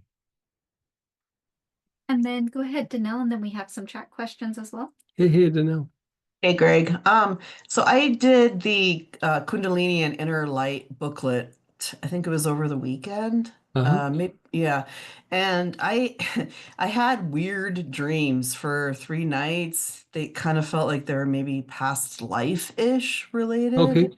Very vivid. And Very I guess vivid. my question is, I mean, does that class or is it processing something like in the basic chakra? Because I know that was the focus Well, for that. any time that you like move Kundalini, it's going to activate the centers and it's going to stimulate the body's like healing processes and also like a little bit of cleanup. And like you said, like maybe there was a past life thing, but also like in dream time, your energy body, your emotional body might be out, your consciousness has left the body. You might be in a place where you're doing things to kind of learn something, or process Mhm. something or have some sort of experience. And there's that component. But also like in dream time, it's a very good time for the psyche to get some piece of something that it needs. to process or to refine itself or to problem solve, whatever it might be. And so, you know, the dreams are almost more about like a theme than it is about the situation itself. Like, oh, this feels like, you know, it, it, they're usually really refined, and you have to kind of sit with them because it's something that you're not usually super aware of. But like, Mhm. let's say it's something simple like abandonment or something, like Yeah. that, then you go, oh, like this person was doing this, and then I went here and I went there and I did this and I did that. But if you stand back and you go, but what was that all about? And Mhm. then you'll go, oh, that was kind of about abandonment. And then you'll go, well, am I putting myself in situations where I get abandoned, or am I abandoning myself, or am I abandoning the things that I find important? You kind of start exploring it, and then you'll realize, like, oh, it's about this little area that, you don't really think about. But then as you sit and kind of sit with the situation, all of a sudden it's like, oh, there's this area that I maybe don't think about, or I do, but it's really on autopilot, or there's some component there that is usually very kind of subtle. And so the Mhm. thing that I like to do, if you can remember your dreams like that, which is a very good sign of like your nervous system, like your process Okay. things. And like I'd sit and practice awareness of that, like where you just kind of sit with it and you go, okay, I'm just going to observe the dream. And that's the thing is we'll have an experience, but if you sit with it, it allows your intuitive mind to continue processing it and basically it's either problem solving the piece that it doesn't know or it doesn't get, or the situation that you might be addressing or dealing with. But we get a lot of direction in our sleep. I mean, I get a lot of direction in my sleep. I learn a lot of things in my sleep. And there Yeah. was a while where I probably learned more in my sleep than I did while I was awake. And Mhm. I've told this story before where,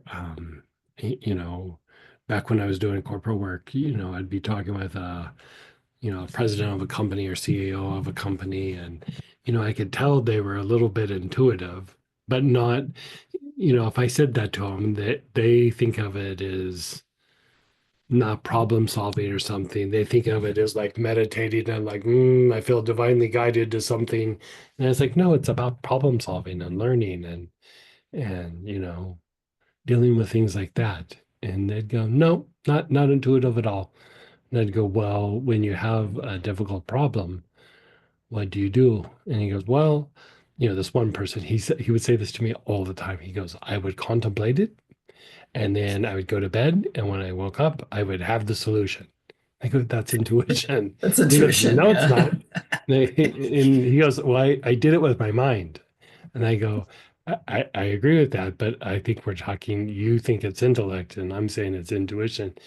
And he goes, no, it's intellect. And I go, you're asleep. You weren't thinking like intellectually. So how'd you problem solve it? And he goes, well, I thought about it before I went to bed. And it's like, I understand. We'd go back and forth, but Yes. it was kind of entertaining to me just to listen to him. Like he was not going to admit that he was intuitive. And but that's how we do a lot of things. And so, one of the things that you can do is like, especially if you know the dream. I mean, I still meditate on a dream that I had 35 years ago. Like I Mhm. I can remember it like it was yesterday. And, there's times where I wrote it down, but I don't even need to look at the notes. I can remember the dream. And Yeah. um, I still get pieces of information about that dream that was really kind of about like who I am as a person. And whenever I feel like, I need a little guidance for myself or something, I just sit and I reflect and meditate on that dream, and it comes. And so if you can remember those dreams, then I would sit and just like sit with them. You're not trying to figure it out intellectually or anything. Just sit and just like observe them. So here's the other side of that is, sometimes like in the inner world, you have places that you go that after a while you'll realize, just like you go to the store, like, hey, I'm gonna go to this part of town, I'm gonna get some new clothes or whatever, and then I'm gonna go to this other part of town and get some new tires for the car, or whatever it is. you Yeah. you have that same thing happen in your dreams, and you'll notice that over a period of time, that when you have certain experiences, the environment in the dream, you've been there before, you know? Mhm. And so, like, if you can start paying attention to some of the surroundings, even after the fact, you can almost like go back to that place by remembering the environment. And, like, you reflect on it a little bit before you go to bed, and then you go to sleep, and boom, you're right back to that place. And so you can continue dreaming on some of the issues or some of the things you might be processing, but they're a real place, just like going to the grocery store is a real place. It's just how you get there is a little bit different. That's all it is. Yeah, I suspect you're going places. That's why Yeah, yeah, definitely. Yeah. yeah. I Yeah. mean, there's places where I see books, I see like all kinds of things, and like couldn't tell you the name of the books or something, but I see things that, like, oh, maybe I should access that. And I can always tell because the environment looks like I recognize the environment. Yeah. Yeah. Okay. Yeah. Yeah. And Yeah. there's many different places. It's not like you just go to one place. There Sure. will be multiple places that, they all have different things that they do. Yeah. And some of them have like repetitive themes, Yeah, like you were exactly. talking about too. Right. And Yeah, yeah. yeah. Good for you. Yeah, good for Yeah. you. I guess the other question is, about a week ago, you had told me to do the urinary little protocol for the Uh-huh. psoas with the four Uh-huh. oils, and the psoas does seem to be a little bit better, but it seems like I think before about a year ago, I had bursitis in the left hip, so it feels like it's that going on too. Okay.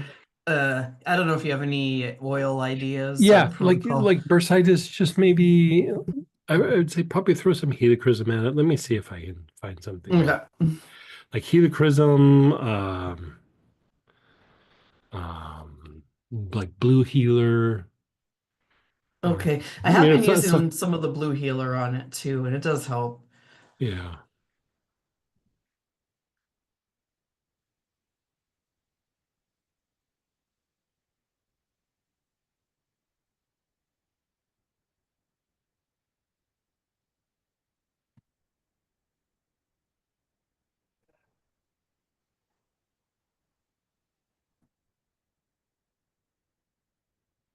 Give me just a sec here. Hmm.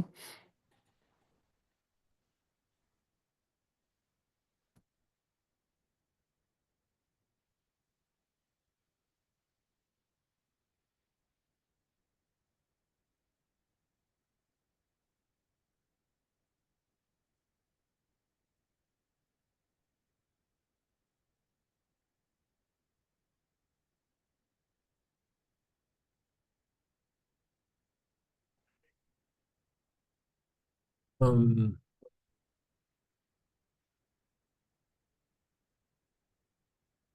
and we know it's like true bursitis. It was a year ago, and it feels similar. Okay. So Yeah, keep yeah. putting those things on, Okay. and then I would go and like go to the health food store and get flax oil. Like it could be Oh, capsules, uh-huh. you could get oil, you could even get the seeds and like Sure. take a spoonful of the seeds, but try taking flax oil every day. Okay. Okay. and that should help the bursa, Okay. and it should help reduce the inflammation in the bursa. Okay. You know, Yeah, I haven't because done that for like a while, the so the bursa sac gets a little bit inflamed, but the bursa is lubricating the tendon in the sheath. And like yeah. anytime you have issues of like a lubrication issue in the tendon and sheath, the flax oil helps to lubricate that. And so it Oh, should calm all of that down. okay, cool. All Yeah. right. Thank you. Yeah. Yeah. Thank you. You're so welcome. Let me know how those dreams go too, by the way. I will. Thank you. And then go ahead, Lolly, and then we have some chats. Hee hee. Hey again. To follow up on what you guys just talked about dreaming.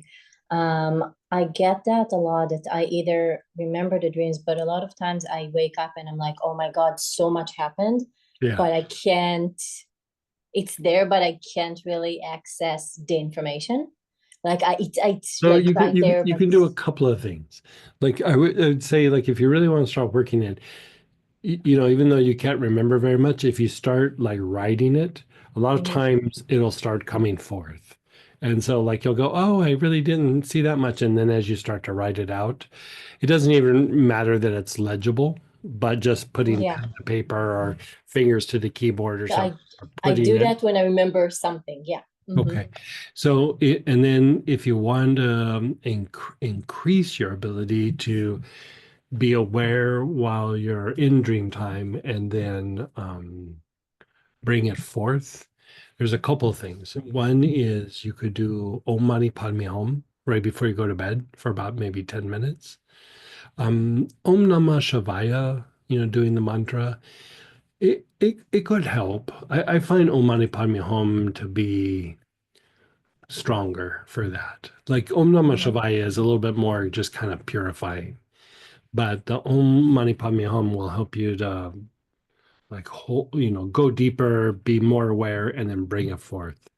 For you, like, do you have some form of lotus or? Yeah. Yeah, try inhaling Blue. the lotus right before you go to bed. Okay. Yeah, different people, different oils will work, but for you, lotus would be good. Okay. Yeah, and just inhale it and then conk out. Yeah. Okay.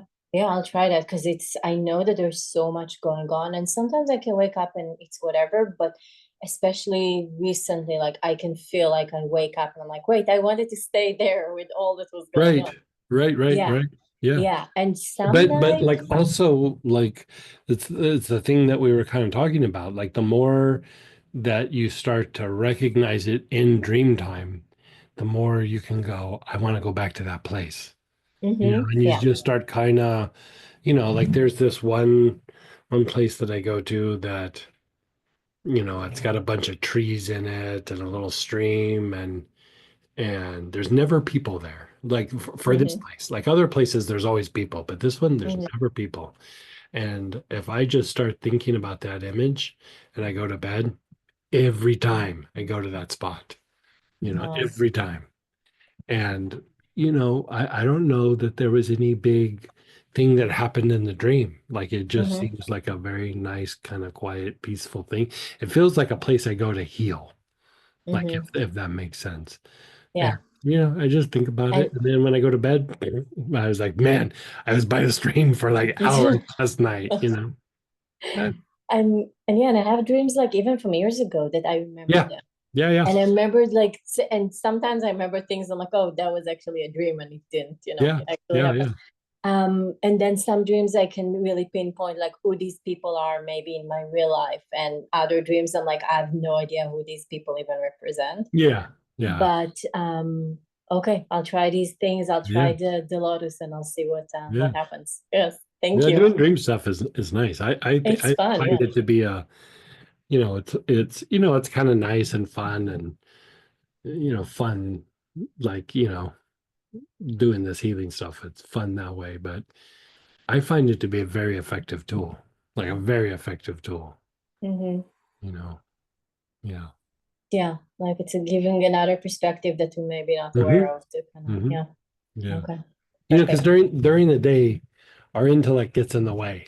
Even though it might have gotten better than it was a year ago or 2 years ago, still like intellect can get in the way. But in dream time, Yeah. it's like Yeah. it feels very similar to me of like being in ceremony. Like ceremony, you kind of let everything go to be in the ceremony. And when you're in dream time, you kind of let everything go. Like you're there just doing it. Yeah. Yeah. Okay, perfect. And yeah, and I'll try to. Thank you so much. You're so welcome. And then we have some chat questions as well. I have surgery next Wednesday to remove kidney stones. Which oils should I prep with? I would just do things that are super relaxing to the body. If you have the urinary stress blend, you could inhale that. If you don't have that, I would use something that has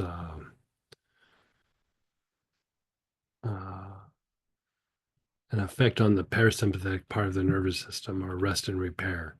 But like do the pattern of like the low back, the kidneys, the sex chakra, and then the Ming Men. So like things like, Petitgrain, marjoram. See what else would be good there. We were just talking about neroli. You could use neroli.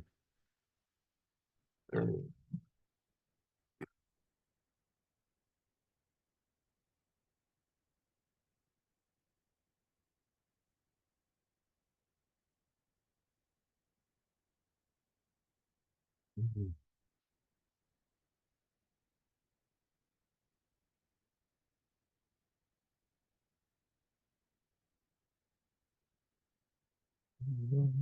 Someone.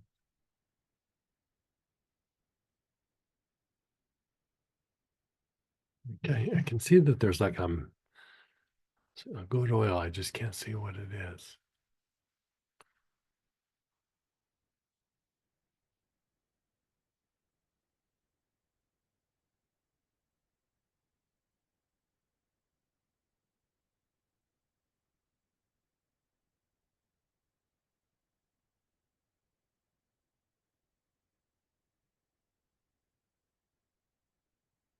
If you have like spikenard or valerian, do that pattern with spikenard or valerian. Yeah. Thank you. And the Auric process worked really well. I yawned with almost every breath. Oh, good. Good, good.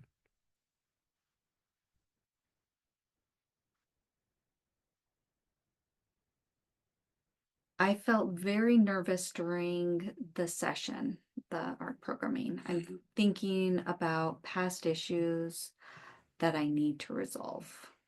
Yeah, I maybe keep doing this particular pattern for a little bit, and be it that it's a situation or a person or a past event, inhale the etheric chords thinking of the situation, past event, or person. Like sometimes we have a connection to like a group of people or an event or some situation that's ongoing, and it's not just about a person, but it's about that. And so the etheric chord should help clean that up as well. Because it's not just the connection, you're cleaning up some of the lower emotion and the instinctive responses, and it's cleaning up a lot. How can one meet with the spiritual teacher in the inner world who is not currently in the physical body? Yeah, if you know who the teacher is, you can reflect on that teacher, and inhale like something like tuberose or lotus, or blue mountain sage, something that's real heady. And do it right before you go to bed, and then see what happens. If you're not sure who the teacher is, like you've had experiences maybe a little bit, or we all have an inner teacher. We just don't know their names, for the most part. And one of the ways to deepen the connection to that teacher is to project love to the teachers that you do know, like say, or a deity. So you project love to, say you're in a particular tradition, you project love to the guru of that tradition, or the swami, or whatever it is, the priest, the spiritual teacher, or the deity associated with that. You keep projecting love, love, love, love, love. And in doing so, you'll have greater experiences with your inner teacher. Sometimes you project the love at what's in front of you, that's the form. And in doing so, you have a greater experience with your inner teacher.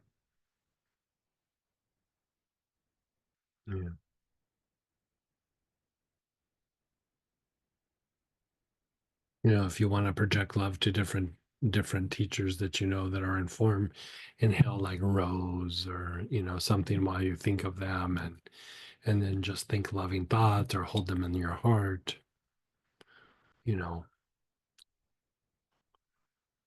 If you know the image of the teacher, who the teacher is, like inhale oils. Is this somebody who's had different classes, or yeah? So what you could do is, there was that class that had the true nature blend in it. Inhale the true nature while you think of the teacher, your teacher or guru, or, lama, whatever it is. And the connection will keep increasing. Like that's part of what that blend's about. Yeah. They said, thank you. Yes, I know my teacher. He was my Okay. teacher. Yeah. So yeah, just reflect. If you have a picture or an image, sometimes look at that while you're thinking love, and then close your eyes and do it again, and then inhale the oil, and it will continue to deepen. Yeah.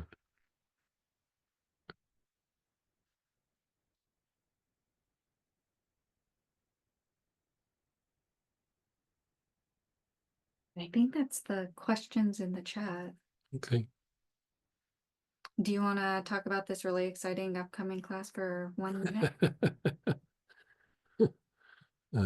She's teasing me because, like, as I was writing the class for the nervous system, muscular system, and skin, man, the more that I was going into it and writing it, and like pouring things out of my notes, I was like, I can't wait to take this class. All the classes where we did the 3 systems, over a weekend, they have such an impact because they are improving the function of that system. But there's something special about the nervous system. When you go through and you start treating the nervous system, if you want to heal faster, be it physically, psychologically, or spiritually grow and develop, they all play their role, but especially the nervous system. And like, as I was going through and playing with the nervous system and my notes and everything, I was like, this is amazing. Like, so just the little practices that I was refining, I was like, I was really liking it. So hopefully you can join. It's a free class. It's in a week and a half or so, and hopefully you can join us. And I'll be getting the details for like oil recommendations and stuff tomorrow. Yeah, And we'll have get all an that for you email out tomorrow. with all that. Yeah, all of that tomorrow. Yeah. I think we got to get over. Hey, you guys, so we're going to go over to Astara and do the prayer, petition, blessing, and join us if you can. It's a great way to spend 15 minutes or so, doing a little meditation and blessing and helping other people, generating a little good karma. So hopefully you can join us. And if not, Wednesday is, what class do we do on the weekend? Wednesday study group? What do you mean? Yeah. Yeah, we did a free class on the weekend, right? Yeah. So Wednesday's open to everybody. Yeah. And if you knew Greg about 8 years ago, you probably took the psychic protection. Yeah, and oh, yeah, So that's yeah, this weekend's yeah. 2.0. Yeah. Old school class. Yeah. New version, but old school. All right, guys. Take care.